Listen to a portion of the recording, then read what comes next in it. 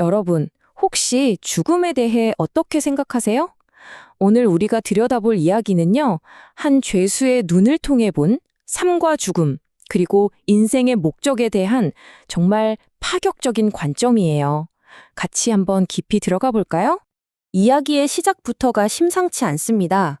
우리 모두가 언젠가는 마주해야 할 그 거대한 개념, 바로 죽음에 대해서 정면으로 질문을 던지면서 시작하거든요. 보통 우리 삶이 있으면 죽음이 있는 건 당연한 거 아니야? 이렇게 생각하잖아요. 저도 그랬고요. 그런데 오늘 우리가 살펴볼 이 관점은 어쩌면 그게 가장 큰 오해일 수 있다고 아주 단호하게 이야기합니다. 그러니까 죽음은 삶의 자연스러운 끝, 그런 친구 같은 존재가 아니라는 거예요. 오히려 삶의 반대편에 서 있는 생명의 적이라는 거죠. 그리고 그리스도가 결국에는 물리쳐야 할 바로 그 대상으로 보고 있습니다. 자, 죽음이 적이다. 그럼 그 적과 정말 코앞에서 마주했던 사람은 어땠을까요? 이제 시선을 로마의 한 감옥으로 옮겨서 사도 바울의 이야기 속으로 한번 들어가 보시죠. 와, 이걸 좀 보세요. 감옥에 갇히고 맞고 돌에 맞고 배가 3번이나 부서지고 정말 웬만한 사람은 버티기 힘든 상상하기도 힘든 고난의 연속이었죠. 근데 진짜 놀라운 건 뭔지 아세요? 이런 상황에서도 바울의 편지를 보면요. 나 어떻게 살아남지? 이게 그의 주된 관심사가 아니었다는 거예요. 그럼 도대체 뭐가 중요했을까요? 목숨보다 더 중요했던 단 한 가지가 있었던 걸까요? 여기서 우리는 죽음을 눈앞에 둔 사람이라고는 도저히 믿기 힘든 아주 특별한 그의 우선순위를 마주하게 됩니다. 바로 이거였습니다. 살든지 죽든지 내 몸에서 그리스도가 존귀하게 되는 것. 그러니까 자기 삶의 목적이 나 자신이 아니라 나를 넘어서는 더 큰 무언가에 있었다는 거죠. 내가 살든 죽든 그 모든 걸 통해서 더 위대한 목적이 이루어지기만 한다면 그걸로 족하다. 이런 마음이었던 겁니다. 자, 그럼 이 생각이 어떻게 그 유명한 구절로 이어지는지 우리 상식과는 완전히 반대되는 그 선언을 한번 자세히 들여다볼까요? 바로 이 구절이죠. 내게 사는 것이 그리스도니 죽는 것도 유익함이라. 아니, 어떻게 죽는 게 유익할 수가 있죠?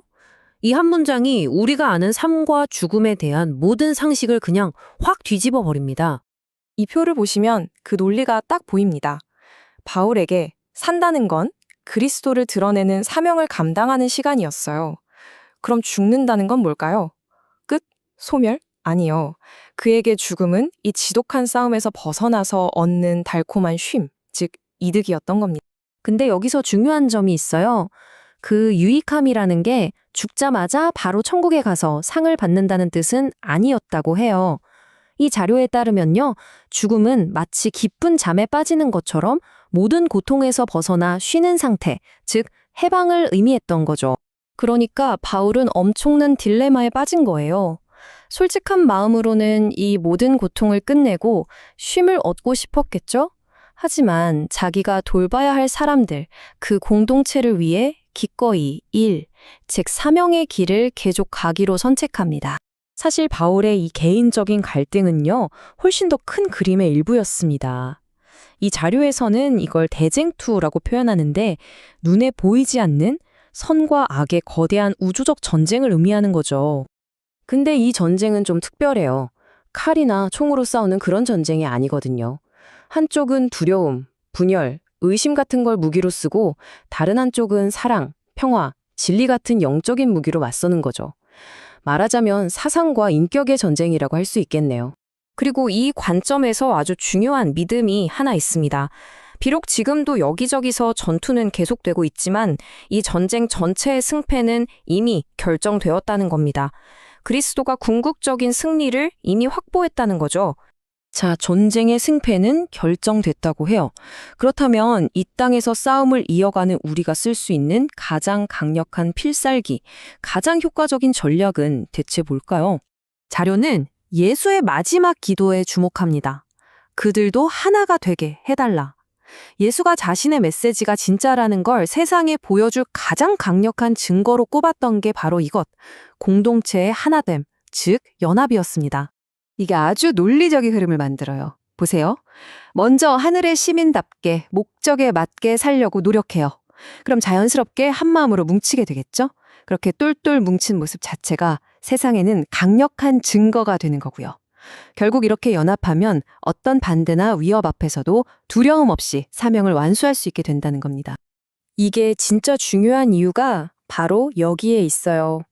연합이라는 게 그냥 우리 사이좋게 지내요 같은 착한 구호가 아니라는 거죠.